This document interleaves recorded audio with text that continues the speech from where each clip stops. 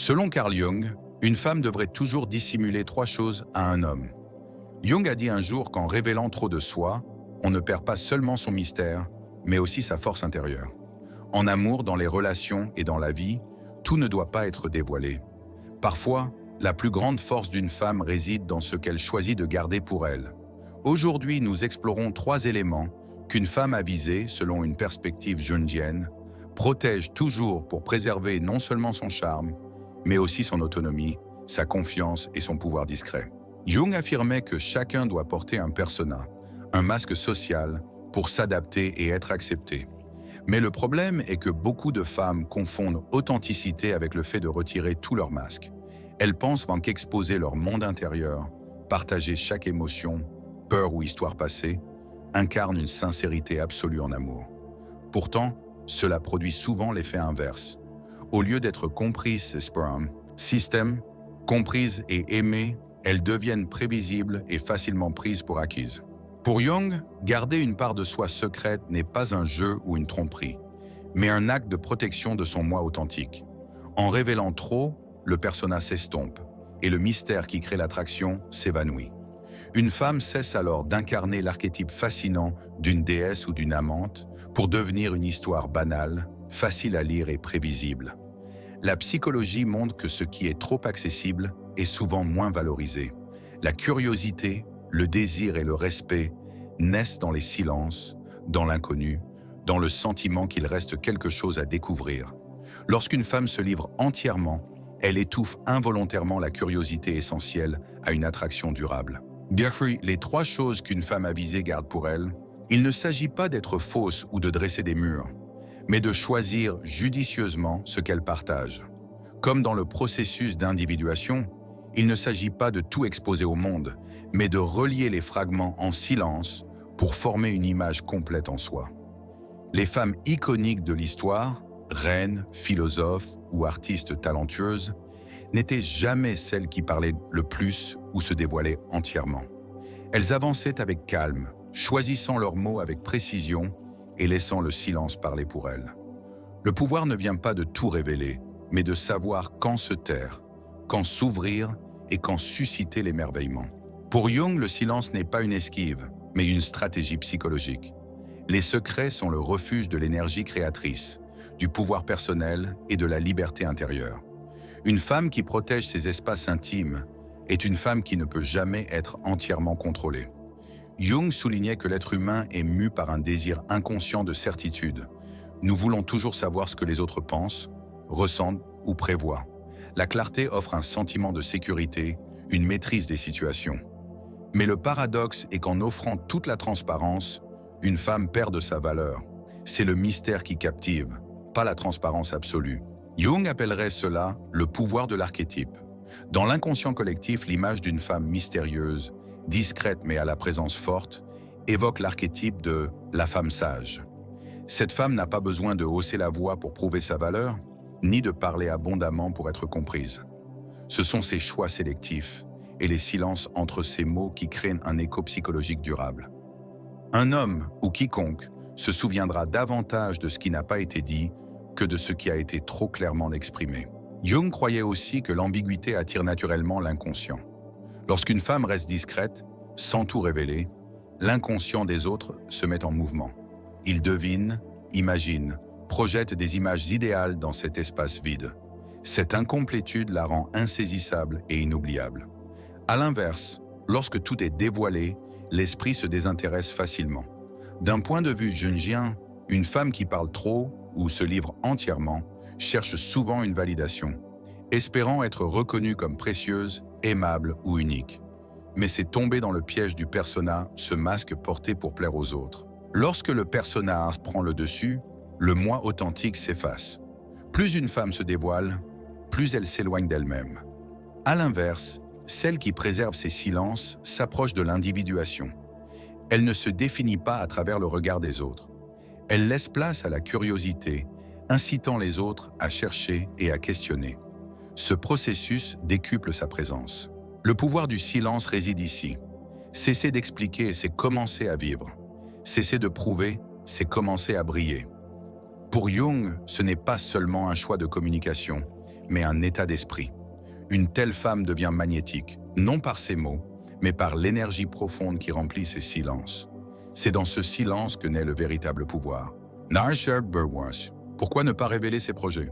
Dans la psychologie de Carl Jung, chaque individu traverse un processus évolutif profond appelé l'individuation, un voyage pour devenir soi-même, dépasser les attentes sociétales et transcender le persona, ce masque que nous portons.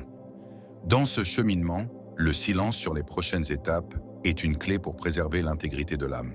Imaginez chaque projet, chaque intention, comme une jeune pousse dans l'âme. En la dévoilant trop vite à la lumière, elle risque d'être piétinée par les jugements, les paroles négatives ou même l'envie silencieuse. Jung suggérait que, dans l'inconscient collectif, les individus projettent leur part d'ombre sur autrui. Ainsi, lorsqu'une femme révèle ses projets, elle ne reçoit pas seulement des conseils ou des encouragements. Elle absorbe aussi les doutes, les peurs et les sentiments d'échec projetés par les autres. Le problème ne se limite pas aux influences extérieures. Selon la neuropsychologie moderne, parler d'un objectif libère de la dopamine, procurant une satisfaction illusoire, comme si la tâche était déjà accomplie. Cela rejoint la vision de Jung. L'énergie psychique peut être dissipée par les mots et l'imagination au lieu d'être préservée pour l'action.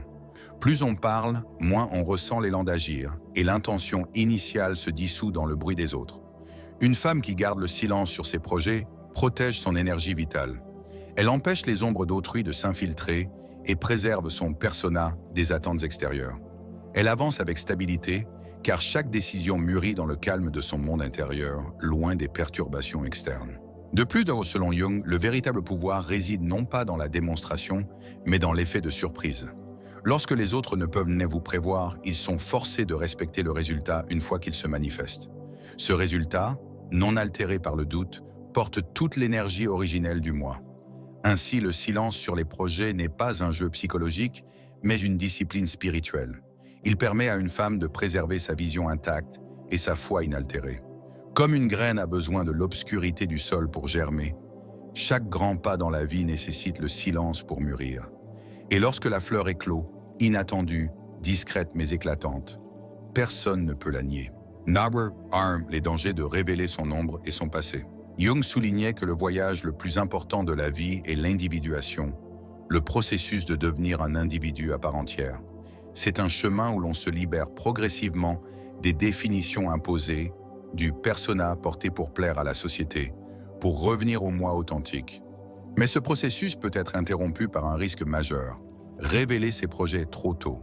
Chaque nouveau projet, chaque idée est comme une pousse spirituelle. Elle a besoin de silence pour s'enraciner et d'un espace protégé pour croître. Lorsqu'une femme précipite ses projets sous les regards publics, elle les expose au jugement, au doute, au sarcasme et à la jalousie inconsciente. En termes jungiens, c'est là que l'ombre des autres se projette sur le chemin qu'elle construit. Même sans intention malveillante, leurs limites, peurs et échecs s'accrochent à elle comme une poussière invisible, semant le doute en elle-même. Plus grave encore, révéler un projet pousse une femme à tomber dans le piège du personnage. Au lieu de tracer un chemin fidèle à son moi authentique, elle ajuste ses plans pour répondre aux retours, attentes et normes extérieures. Ainsi, le voyage vers le soi est détourné, retardé, voire volé. L'individuation n'est pas interrompue par un ennemi, mais par une divulgation prématurée. Jung avertissait que trop laisser intervenir les autres fait perdre la capacité d'écouter son propre inconscient. Les rêves, l'intuition, les sentiments profonds, tous les outils menant au soi sont noyés dans le bruit social. On ne marche plus au rythme de son intériorité, mais selon les attentes des autres. À ce stade, au lieu de devenir soi-même, on ne fait que reproduire une version conforme aux désirs de la société. Le silence avant les projets n'est donc pas une esquive, mais un rituel pour protéger la progression de l'âme. Il permet d'expérimenter, de faire des erreurs et de grandir dans un espace sûr. Comme une graine a besoin de l'obscurité de la terre pour germer, chaque rêve et projet nécessite le refuge du silence pour mûrir. Une femme qui garde ses projets secrets protège son chemin individuel des interruptions inutiles. Lorsqu'elle dévoile le résultat final, ce n'est plus un plan fragile, mais une réalité profondément enracinée que rien ne peut ébranler. Jung affirmait que chaque personne porte une région obscure appelée l'ombre, abritant les peurs, les insécurités et les aspects que nous préférons cacher. L'ombre n'est pas une ennemie, mais une part essentielle de l'âme. Si l'on y fait face, elle devient une source de force. Mais si elle est exposée sans discernement, elle peut devenir une arme entre les mains d'autrui. Lorsqu'une femme révèle ses insécurités profondes, « Je ne suis pas à la hauteur, j'ai peur d'être abandonnée, j'échoue toujours », elle offre involontairement une carte de ses points faibles. Certains écouteront avec empathie, mais d'autres exploiteront ses confidences pour contrôler ou manipuler. Jung appelait cela la projection. Les autres reflètent vos peurs, les renforçant jusqu'à en faire une réalité. Psychologiquement, chaque fois qu'une insécurité est répétée, elle s'ancre dans l'inconscient. Le cerveau ne distingue pas le vrai du faux, il enregistre la répétition. Dire souvent « je rate toujours tout » transforme cela en une croyance fondamentale qui engendre un comportement renforçant l'échec. C'est la prophétie autoréalisatrice dont parlait Jung. On devient ce que l'on craint, simplement parce qu'on lui donne trop d'énergie. À l'inverse, Jung estimait que la maturité consiste à travailler son ombre en privé, dans ce qu'il appelait le travail de l'ombre. Une femme avisée ne ressent pas le besoin de dévoiler chaque insécurité pour chercher du réconfort. Elle choisit d'écrire dans un journal, de consulter un thérapeute, de méditer, de prier ou de parler dans un espace sûr. Là, l'ombre n'est pas exploitée, mais confrontée, guérie et intégrée au soi. Une fois ce travail accompli, elle se présente au monde avec force, non avec des blessures. Elle ne prétend pas être parfaite, mais ne laisse pas ses insécurités devenir des outils qui l'aveuglent. Elle transforme son obscurité en carburant, faisant briller sa lumière encore plus fort. C'est l'essence de l'individuation. Harmoniser les parts lumineuses et obscures pour devenir un être complet. C'est pourquoi Jung insistait sur le fait que le véritable pouvoir vient de ce que l'on choisit de garder, non de ce que l'on expose. Une femme qui protège sa fragilité est une femme qu'on ne peut contrôler. Elle ne nie pas ses insécurités, mais les transforme en leçons et en force avant que le monde ne puisse s'en emparer. Toby Gröner, le passé, un jardin sacré. Jung considérait le passé comme une composante essentielle du soi authentique. C'est comme le sol nourrissant les racines d'une plante, portant les souvenirs, les blessures, les expériences et les leçons traversées. Mais tout le monde ne mérite pas d'entrer dans ce jardin de souvenirs. En révélant tout, une femme donne aux autres le droit de la définir à partir d'une version ancienne d'elle-même, au lieu de la voir dans sa maturité actuelle. Dans la pensée jungienne, il y a le persona, le masque social porté pour interagir avec le monde, et le soi, l'être complet intégrant lumière et obscurité. Lorsqu'une femme dévoile tous les détails intimes de son passé, elle permet aux autres de lui attribuer un persona obsolète, celle qui fut faible, qui a commis des erreurs ou qui porte une blessure non guérie. Peu importe son évolution, son image reste ancrée dans ce passé raconté. Jung appelait cela le danger de la projection. Les autres ne voient pas votre transformation, mais seulement l'histoire que vous avez partagée. Vous n'êtes plus libre de vivre en tant que votre moi actuel, mais prisonnière du persona qu'ils vous ont assigné. Pire encore, vous pouvez commencer à croire en cette définition, vivant une vie étriquée dans les limites d'un passé que vous avez vous-même livré. Une femme avisée comprend que le passé n'a pas besoin d'être enfoui dans la honte, mais qu'il ne doit pas non plus être exposé à tous les regards. Jung parlait de vulnérabilité sélective.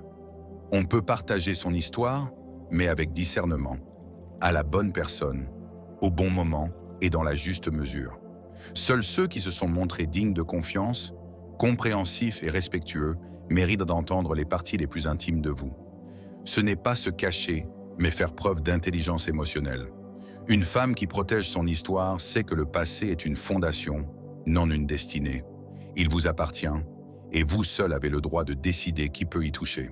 En gardant certaines parties sacrées, une femme envoie un message subtil. Je n'ai pas besoin d'être définie par mes anciennes blessures. Je suis celle que je suis devenue aujourd'hui. Dans le voyage de l'individuation, Jung affirmait qu'il faut harmoniser lumière et obscurité. Le passé a de la valeur, mais il n'est qu'une partie du tout. Lorsqu'une femme avance avec une fierté discrète, sans exposer chaque cicatrice, ni attendre la validation des autres, elle montre au monde la puissance de sa présence actuelle, et non une chaîne de souvenirs passés. C'est pourquoi les femmes fortes n'ouvrent pas grand les portes de leur passé.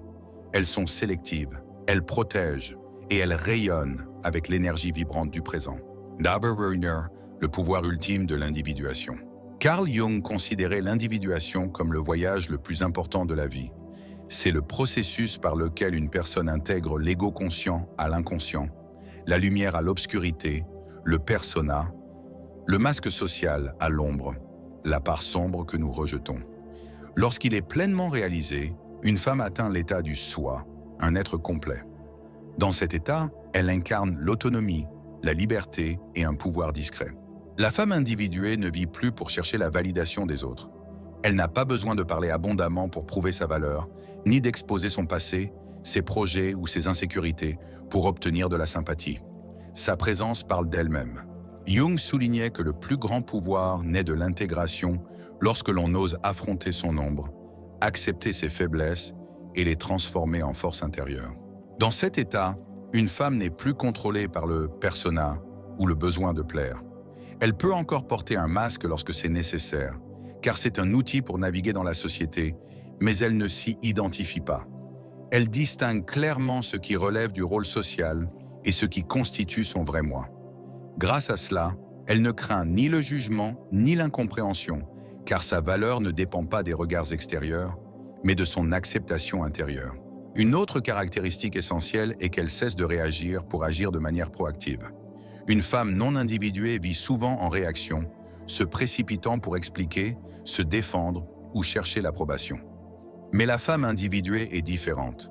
Elle n'a pas besoin de combler les silences avec des mots, car elle sait que le silence a le pouvoir de déstabiliser bien plus qu'une justification. Jung estimait que la véritable liberté survient lorsqu'on n'attend plus d'être choisi, mais qu'on se choisit soi-même. La femme individuée vit selon cet esprit. Elle cesse de mendier amour, attention ou validation. Chaque jour, elle accomplit un acte simple mais puissant. Elle se choisit. Elle privilégie la paix au tumulte, le respect de soi au compromis et la maturité à l'approbation éphémère. À ce stade, elle n'est plus prisonnière de son passé, ni effrayée par l'avenir.